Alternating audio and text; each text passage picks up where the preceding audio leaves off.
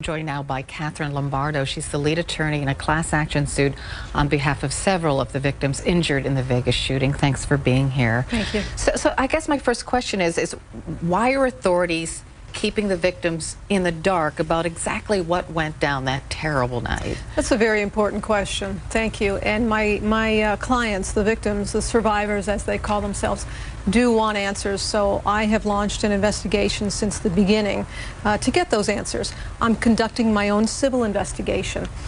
The authorities actually are also conducting the criminal investigation. Of course they are, and I'm hopeful and certain that they're doing a very good job. I did speak with the general counsel for the Las Vegas Metro Police Department yesterday afternoon, and she assured me that I will be receiving something soon. Whether that's next month or the month after, we're not sure. So we're trying to set up right now a portal, a place where all of the information can be deposited. My goal is to share that information with the rest of the attorneys that are prosecuting the cases. So I know that some of your clients say they want to find a way to prevent this from ever happening again. What more information do you need to, I don't know, to help that part of it move forward? One of the things that we're hoping to do as lawyers when we file a lawsuit is we're hoping to effect change. One of the lawyers on my team was a politician for a very long time, 25 years in Texas, and he's kind of leading the charge with that. We want to effect change the way that security is conducted in the hotel casinos.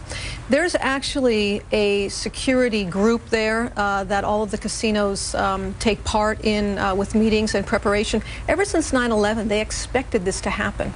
It wasn't just foreseeable, it was foreseen. And so there have been many meetings and trainings on how to prevent this very thing that happened on October 1st. Fascinating.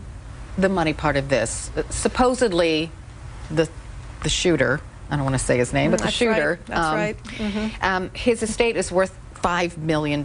So is that money just sitting there waiting to be doled out to victims? What happens to that money? Right. We were told it's $5 million. I'm a little skeptical, we'll see, but the federal government told us it was $5 million.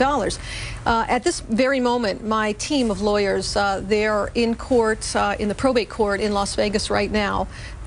We are expecting it to go very smoothly. We are making sure to hold that money, all of it. We want to ensure for our clients, all the victims, all 22,000 of them, that not one penny of that money from his estate gets squandered away on legal defense or court-appointed administrators who can build that fund and just take that money right out of it. We are doing everything that needs to be done to ensure that the money stays in place for the victims and the victims only. Thank you so much, Catherine Lombardo. Thank you. Thank you. And I hope you'll keep us posted. I sure will.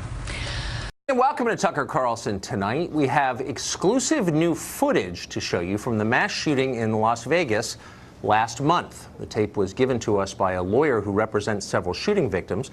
None of this has been shown in public before. The footage has no audio. It was taken from a surveillance camera of a local business. It monitored the parking lot very near the concert site. You'll notice as you look at it, the tape has the date October 2nd burned into it. The shooting, of course, occurred on October 1st. That discrepancy is the result of human error. When the camera was set up, it had the wrong date and nobody ever fixed it. But we are confident this was shot that night, October 1st. Now, the first notable development on the tape comes at 10:06. That's about 1 minute into Stephen Paddock's shooting spree, according to the timeline we now have. We see concert-goers running through the parking lot to safety in the foreground. At 10:14, much larger crowds of people come streaming through the area to escape the massacre going on. You can see a large amount of wind and debris. Apparently that's due to a helicopter hovering overhead. At 10:16, two men drag what appears to be a fallen victim into the parking lot. They try to give medical assistance to the person, but then realize apparently that it's no use, and they sit with the body while other people continue to flee right past them. Later, at 10:24 p.m., one of the men places his shirt across the victim's face, and then at 10:32, a man puts what appears to be a blanket or a towel over the body, having given up hope. Police only arrive in this area for the first time at around 10:45 p.m. The body is still there. As of 11:50, when a pickup truck finally comes and takes it away, the body lay there. All of it's interesting, of course, and it's horrifying to see it. The question is, does it have implications for the ongoing investigation? We don't know at this point. But here is what is interesting, undoubtedly. The business owner who possesses this tape tells us that no law enforcement officer or government investigator has ever seen the video or even asked to see it. In fact, his only interaction with investigators was one time when they marked where a bullet hit his garage door. Think about that for a minute. It's amazing. It's remarkable, actually. Here you have the deadliest shooting in American history, modern American history.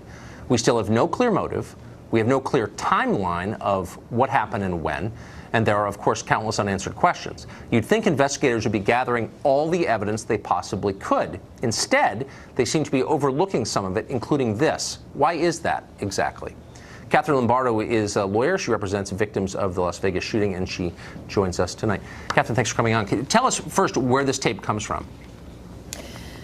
A gentleman named Mike Turber, who is not an investigator or a reporter, brought it to me. Now, I've spoken with so many people who were at the concert that night, and I represent, of course, my law firm represents many people, and we filed the first lawsuit in Los Angeles County in Los Angeles because Live Nation Entertainment is domiciled in Beverly Hills. Now, people have been coming to me, and I've met with so many people and spoken with so many of the victims who were there that night. People have been coming to me and bringing me pictures and videos. So it wasn't surprising that this gentleman contacted me and brought me this video. I thought it was very telling. We do not know who the deceased is in the video. We would love for any witnesses or victims or people who were there to continue to come forward to me to bring me the information that they have. These people have suffered. Wait, I'm sorry. So you're a lawyer, you're a private attorney representing clients in a lawsuit here. Shouldn't people be bringing that evidence, those data, to investigators to try and figure out what happened? Let me explain that, okay? The investigators, although they are doing a fantastic job, I'm sure, they've gone radio silent. So we have no information from them, and we expect it to take probably about 6 months for that investigation to be completed. In the meantime, just like in any civil lawsuit that I prosecute, any litigation, I have to conduct my own investigation to prove the case. And in this case, not only do I have to prove and conduct my own investigation, but I have several clients who are suffering from such deep trauma, and one of the things that they want from me is answers. They want answers. Well, so sure, but by the way, this is not a criticism of your behavior. You're doing what you're paid to do. But I would think that the people running the government investigation, state and federal authorities, would also want this information, and as much of it as they could get. They haven't contacted you? They have not. I expect that after this airing, they will have this video, and I would love it if they did contact me. So my phone line is open, and I would love to hear from them. Do you think that's odd? I mean, presumably you've been around in the periphery of criminal investigations before. When there are so many outstanding questions, wouldn't the FBI, for example, want to lay its hands on every available piece of surveillance tape that showed the events of that night? After 26 years of being a lawyer in the criminal field, 25 of those, being a former police commissioner, a former judge pro tem, having been a prosecutor and a defense attorney, I can tell you that in this particular case, this is unprecedented, and the authorities are probably overwhelmed. I don't know the state of their investigation. I'm assuming that they are overwhelmed and their resources cannot catch up with the needs of this investigation. Yeah, apparently, or something. So from the tape we just saw, the police, I think we said it began, the tape begins at 10:06, about a minute after the firing began. Police don't appear in the frame until about 45 minutes later, or after the hour. Is that an unusually long period of time? Yes, it's about 2 hours, and the deceased was laying there. We believe it's a female. We would love to know who it is. So again, if any witnesses have anything, please call us. She was laying there. What your video doesn't show is that she was laying there alone for probably 40 or 45 minutes with no one at all. People kept coming and looking and running and coming and looking and walking away. That Ford Raptor truck came twice. First it loaded up probably 10 to 15 people in the back of its truck to lead them to safety. Then it came back later with an officer in the bed with his gun drawn, and that's when they finally decided that they had the opportunity to load the victim up into the truck and take the victim to, I don't know where they took the victim. So I don't know if you're going to know the answer to this question, but I think it's one of the major questions here. To what extent is MGM turning over all the information it has to investigators? It seems from our perspective in the press that they're managing a lot of the storyline here. Do you think that they're giving everything they have to investigators? Would you know that? Managing the storyline is probably the best thing I've heard anybody say so far, Tucker. That's perfectly put. We've heard nothing from them. None of my clients have received an apology from them. Neither Mandalay Bay nor MGM have come forward, have contacted me. We have served them. We served them the day after we filed the lawsuit. We've not heard back. We've not heard word one from them yet. I expect that we will, although I should say that the MGM Corporate Counsel did meet with us. I actually walked the venue site myself 2 weeks ago per a court order that my legal team secured, and next week we'll be going into the room, the shooter's hotel suite and the 32nd floor. So they are cooperating because the judge ordered them to, and so they are working with us on the parameters of those court orders. Well, the rest of us are interested to hear what we learn here. Catherine, thank you. You're welcome. Thank you. Dan Bongino.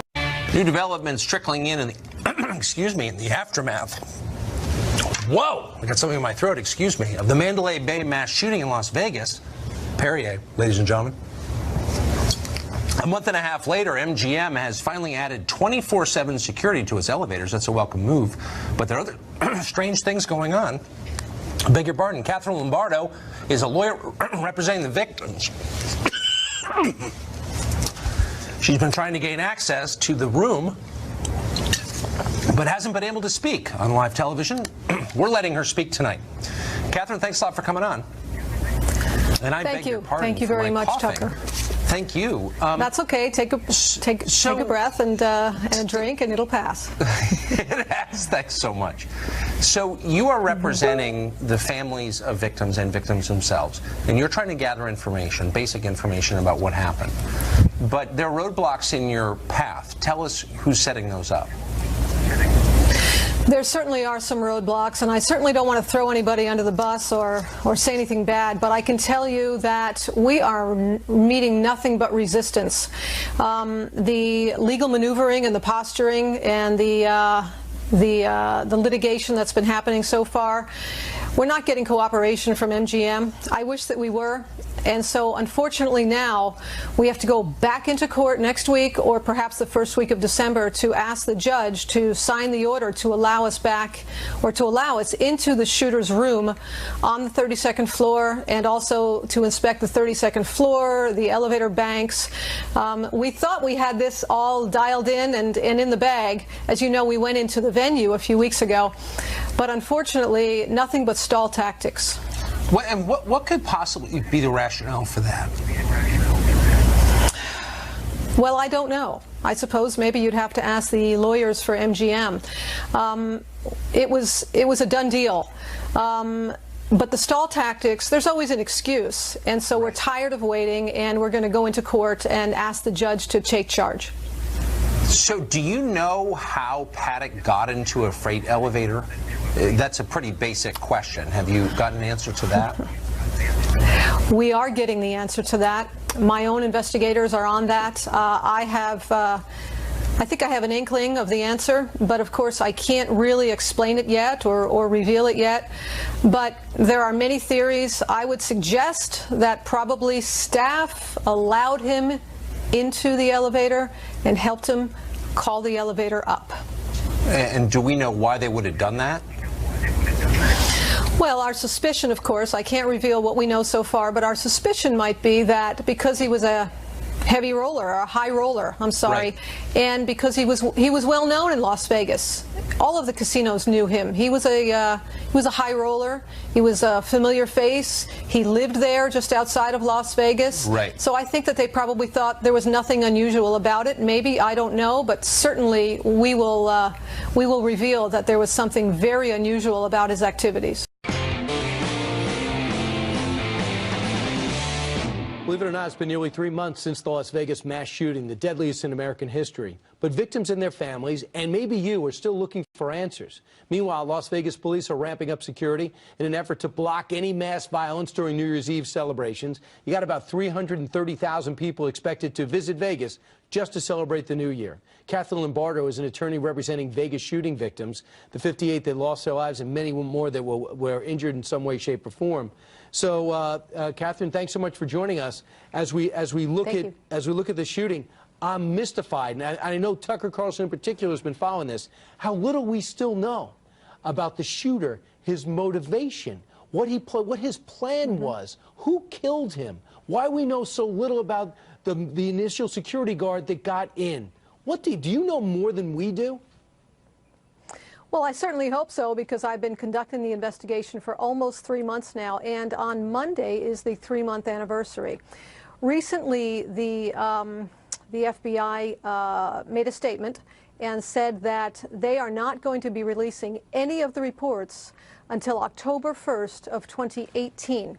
That's an entire year, and we all think that that's entirely too long. Enough is enough. The Las Vegas Metro Police also hasn't released anything. I've been able to get a few items, and I also have a lot of investigators out there and some ears on the ground, so I do have more information, I think, than most, which I share with my clients because my clients just want answers.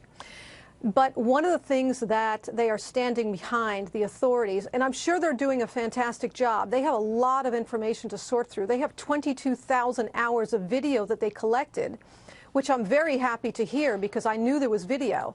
They haven't released it to us, but I knew there was video, so I can't wait to see it. They've also sent out a dozen search warrants and executed those search warrants. But we think enough is enough. It's been long enough. They are standing behind their defense of keeping the information from us, saying that it is part of an ongoing criminal investigation. However, they're also saying that there was only one shooter, that shooter is dead because he killed himself, and so therefore, who are they investigating? What criminal investigation? The public has a right to know.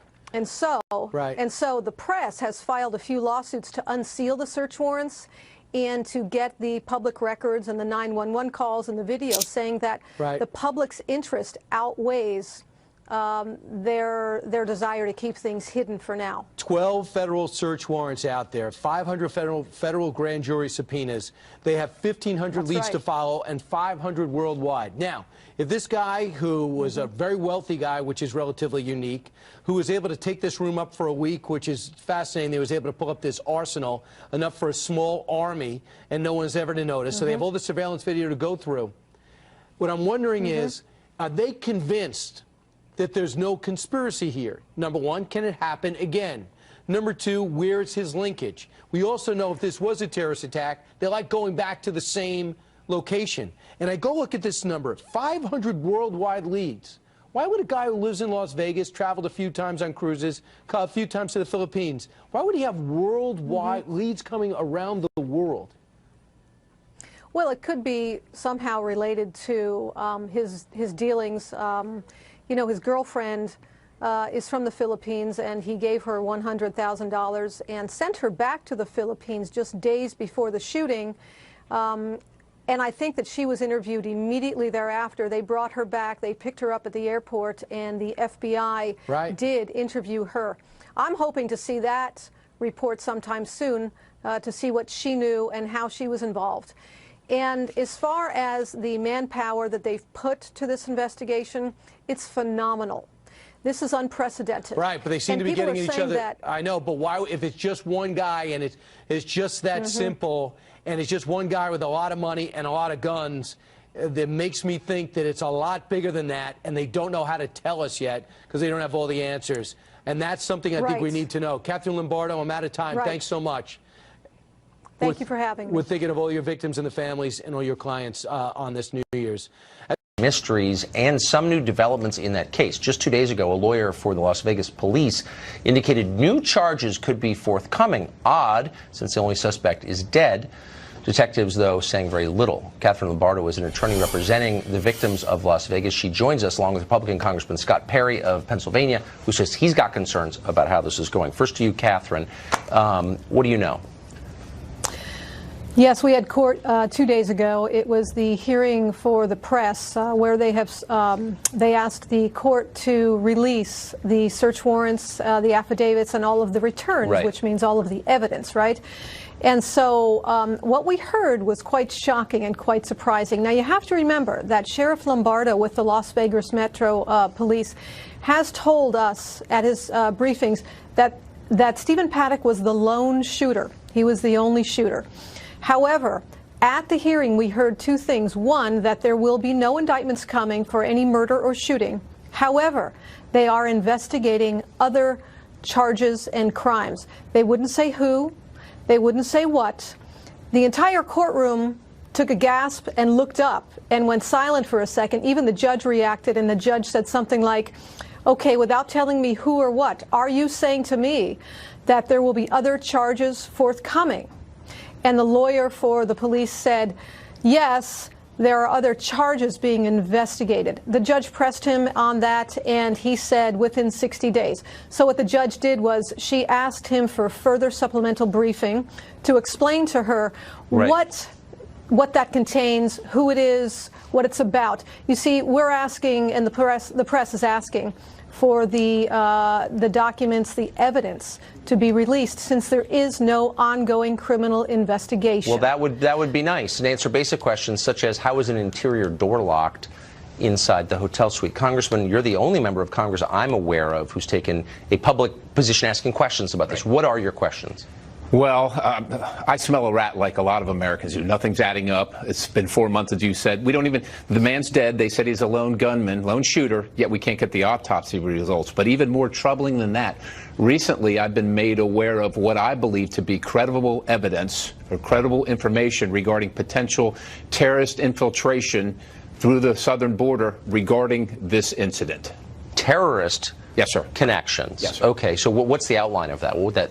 Well, they could be, well, let's face it, ISIS twice before the attack. ISIS warned the United States that they would attack Las Vegas, I think in June and August. And then after the attack, claimed responsibility 4 times. Meanwhile, the local law enforcement investigative services are telling us there is no terrorist connection, lone gunman.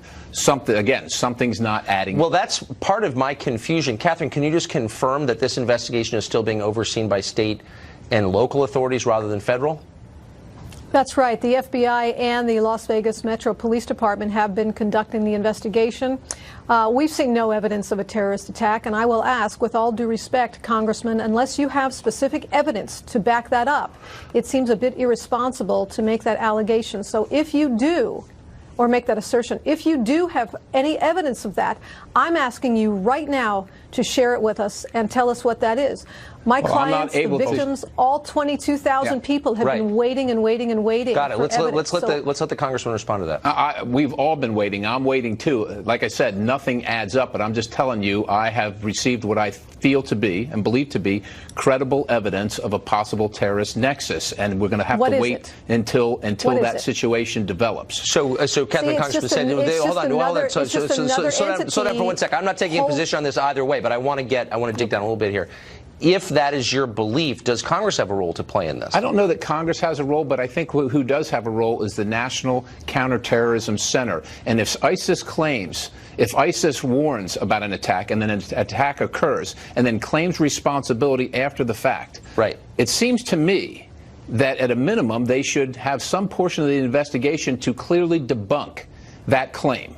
And yet it hasn't happened. Okay, so tomorrow, we're unfortunately out of time, but we will be taking a press conference tomorrow out of Las Vegas by the investigators. Hopefully we're going to learn more, and I hope we speak to both of you again on this. Thank you both very much. of the shooting victims here in Las Vegas. Doug Papa is a former police officer and casino security expert, and they join us both tonight. Thank you both for coming on. Thanks, Tucker. So, Doug, give me the overview here. We were talking in the break. We have compiled a list, my producers and I, of questions to which we have no answers. Very basic questions. I won't repeat them on the air, but basically we know basically nothing. That's true. Why? I don't have any idea. It was one of the reasons why I started writing the stories right after the incident for the Baltimore Post-Examiner. I wrote 35 stories to date and try to get some answers from the Las Vegas Metropolitan Police Department. And every time you called up the PIO, initially they're either very rude or they just say, they comment that it's an ongoing investigation and they can't talk. I had some specific things that really bothered me from the start. One is where was the 40-member SWAT team the night of the worst mass shooting in American history? And let's start there. What's the answer to that? Nobody knows, and actually nobody actually asked the question to Sheriff Lombardo to this day. I was the only one that wrote these in the stories. I do not know where they were. I do know from doing my investigation and talking to sources within and outside the Metropolitan Police Department that Levi Hancock, who was the officer that breached the door with explosives, went in with an ad hoc team of 2 K-9 officers and I believe that Donaldson was the gang unit detective. And he was a little concerned about his safety from what I was told because he was going in with people he never worked with before. His SWAT team members weren't anywhere in sight. That's one of the things I raised, one of the issues I raised in the story. I do not know. And that's, you can add that to a long list of things we don't know. So I think a basic question I've had from the beginning, and I haven't heard it addressed, is did Stephen Paddock come to the attention of authorities, federal, state, or local, before this shooting? And I'm not alleging a conspiracy, but it's a basic question. Did they know who this guy was? Do you know the answer to that? I don't know the answer, but I suspect the answer is yes, based on what I've heard. Listen, I can't remember what's rumor, what's conspiracy theory, and what's facts on some days, but I've heard a lot of things. I've actually received a lot of information on paper. Yeah, I think they knew who he was. Of course they knew who he was. So answer that even more basic question. You're handling the legal end of this.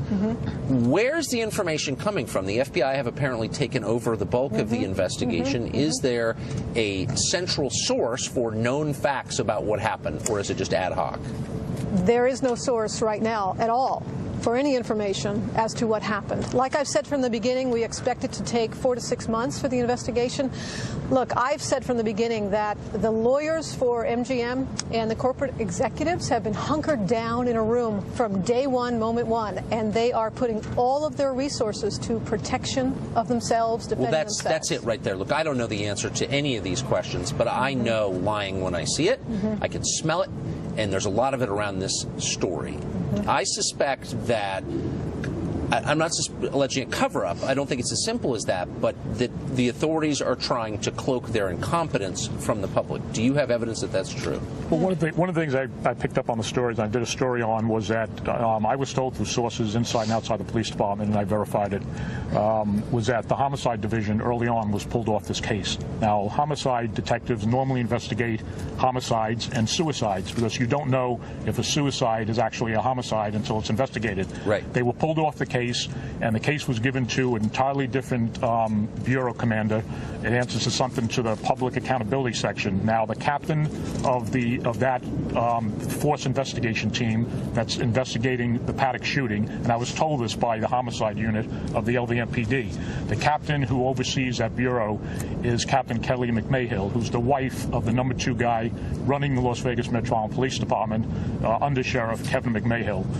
Seems a little bit bizarre to me. When I try to get some answers from Metro Police to find out why the homicide division was pulled off and it was given to the force investigating team, and you got to understand something, the force investigation team for Metro investigates officer-involved shootings and police officer use of force.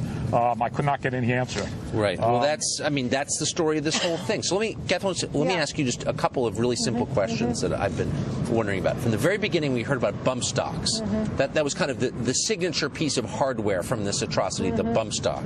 And yet the photographs of the rifles in the room that were publicly disseminated had bipods on them. And anyone who's ever operated a bump stock or understands how it works can tell you you can't operate a rifle with a bump stock if it's got a bipod because it doesn't move back and forth in the way that it needs to. Are they still saying that bump stocks were used in this? Is that still a claim? They haven't told us, but what we suspect is that he had a complete and total arsenal upstairs in his room. But for what purposes? And why would he have two shooting positions when only one? Just looking at it, it seems like the angles was not necessary to have two. Any insight on that? Based on what we've heard, it was fully planned out by him. He was up there for, we think, 6 days. Now, you know that the first few days he was there, he was, I think, registered under his girlfriend's name. So he was actually there for 5 or 6 days planning this. We don't think he left the room once. Were housekeepers ever in the room? We don't think housekeepers were allowed in the room either. He had the do not disturb sign. So once MGM, Mandalay Bay, gives us the answers that I've requested, that we've requested through our subpoena process, you know, through the civil investigation pursuant to the lawsuit. Listen, I just received a piece of information last week. I received the special event permit from the city. And there it is in black and white, handwritten, filled out by an MGM executive for this event that happened right behind us. It wasn't Live Nation Entertainment. It was MGM, a corporate executive, who filled out the special event permit for this particular concert. So their fingerprints are all over it. So why would, finally, Doug, why would the interior door be locked? Police said they broke through, A, and B, how in the world could an officer have fired a weapon accidentally in the room after the shooting? Is there any explanation for how that might have happened? No. Again, I raised both those issues in my story. As far as for the door being locked, because they did breach the outer door when they went in. Yes. You heard that on the radio. And then when they went in after they cleared the first room, you hear them on the radio saying we have to breach the second door in 5 seconds. Now, if you're breaching the door, obviously they couldn't get in, so it was locked. And my question has always been, well, who locked that door?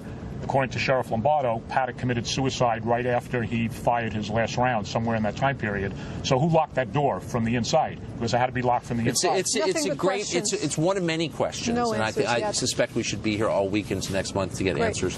Great. But we're going to continue following the story. Thank you both very much. Thank you for covering this. My I clients appreciate it. too. We mean it. Thank you. Nearly 6 months after the Las Vegas massacre, the deadliest in modern history, new evidence is still trickling out about what happened and why. Surveillance footage of Stephen Paddock at the Mandalay Bay Hotel in the week leading up to the attack came out today. You're seeing it on your screen. We first see Paddock on September 25th checking into the hotel. Over the next few days, he doesn't appear to be preparing for anything, much less a killing spree. He gambles on the casino floor, at several different video poker machines. He seems like a loner and is not joined by anybody else, at least on these videos. Otherwise, he's unremarkable. Throughout the week, Paddock leaves the hotel several times, apparently to go to his house. When he returns, he brings bags with him, 21 bags in total, carrying the guns and ammunition he would later use to kill 58 people. Hotel bellhops assist Paddock with his bags, putting them on carts and escorting him to the elevator where he tipped them. Paddock often makes small talk with employees as he waits for the elevator to arrive.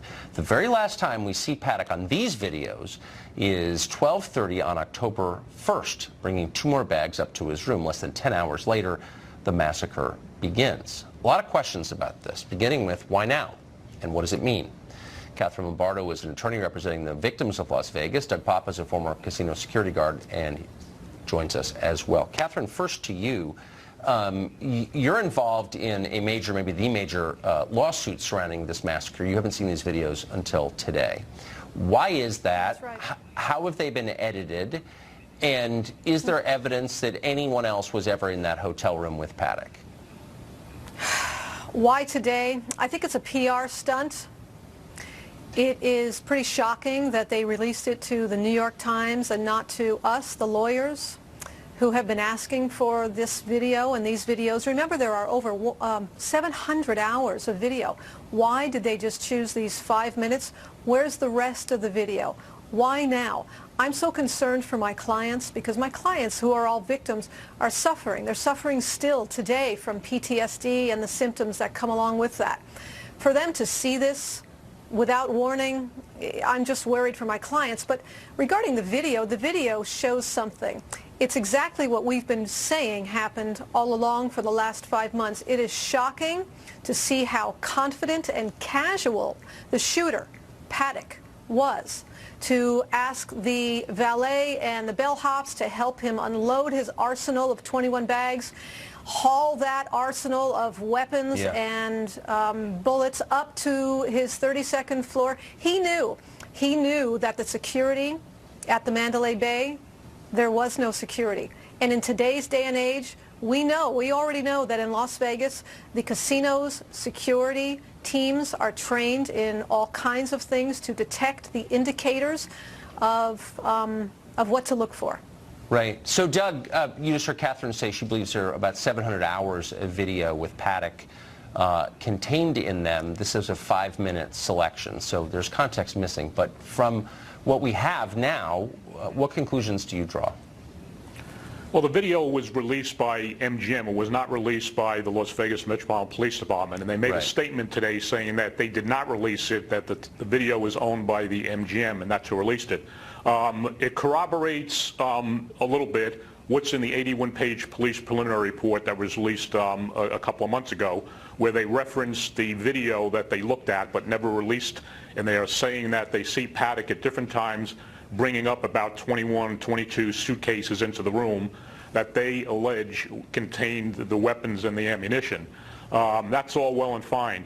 I'm more concerned right now, what I want to look at as a former director of security and investigator and police officer, is I want to look at the lock interrogation reports for both rooms 32-135 and 32-134.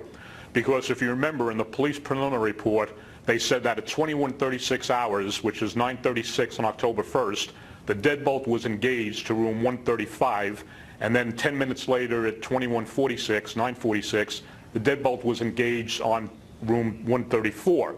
It doesn't say anything else reference the lock interrogations in that report, other than they reference that they did use lock interrogations.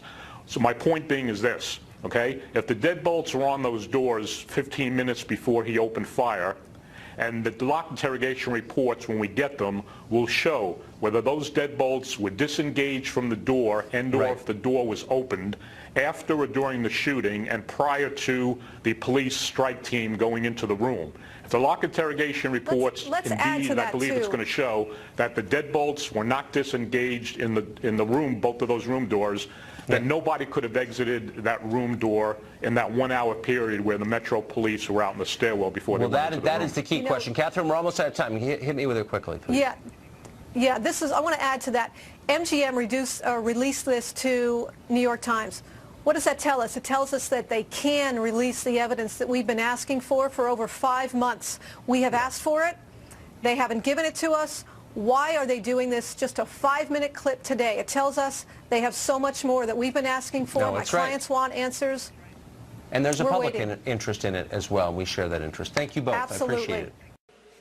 It has been many months since the mass shooting in Las Vegas, the largest in modern American history. Even now, new information, for some reason, continues to trickle out. Key information. Newly released video shows Las Vegas police waiting in the hallway at the Mandalay Bay Hotel, even as Stephen Paddock continues to murder people below. The obvious question is, why is this footage coming out now, and why did the police not act for several minutes? Catherine Lombardo is an attorney representing some of the victims of those shootings, and she joins us tonight. Catherine, thank you for coming on. So the first question is, why are we finding this out now? This seems like a central piece of information in the story. Because the court ordered the Las Vegas Metro Police Department to release all of this video footage, and pursuant to court order, they are releasing it piece by piece over the last couple of months. And as you know, yesterday we received about a dozen videos and many more audio videos showing mostly police officer body-worn camera footage. It's fascinating. It is also very, very upsetting. It shows the extremeness of the event and the trauma that everyone there, the 22,000 people who were there, have suffered. You know, interesting, in that video, I've been in that very hallway, in the stairwell, at the door, there on the 31st floor and the 32nd floor. I was there just some months ago. And what the video clearly shows is that this one particular police officer was on the 31st floor, not the 32nd floor. And he was there for many, many moments. What we find interesting is that the Mandalay Bay security officer who was with that particular police officer before the shooting started and raced through the casino floor and raced up the elevators with him, This particular Mandalay Bay security guard said that he was on the 32nd floor with that particular officer in the video on the 31st floor. This Mandalay Bay security manager told the FBI on 9 separate occasions in his interviews that he was certain he was with this Officer Hendricks on the 32nd floor. So we already knew that this Officer Hendricks was on the 31st floor, but it wasn't until yesterday when all of that video was released that we finally got confirmation that something is wrong, something's amiss. This whole thing, it's just the tip of the iceberg. We've only scratched the surface. It's unbelievable. This is the second time in several months we've seen armed police officers stand there while a mass murder takes place. I'm very sympathetic to cops. I think they take a lot of crap, but I think we deserve an explanation for why this keeps happening. As am I. Catherine, and thank just you. one last thought on that. I have a client whose spouse was shot and killed inside the venue during the 12th and final burst of gunfire. And I just want to put that out there because had they been able to well, I mean, can you imagine? Unfortunately, we're out of time, but I hope our audience thinks about that. How would you like that was your? I mean, thank you. Yeah, meditate on that for a minute. covering. Catherine, thank you.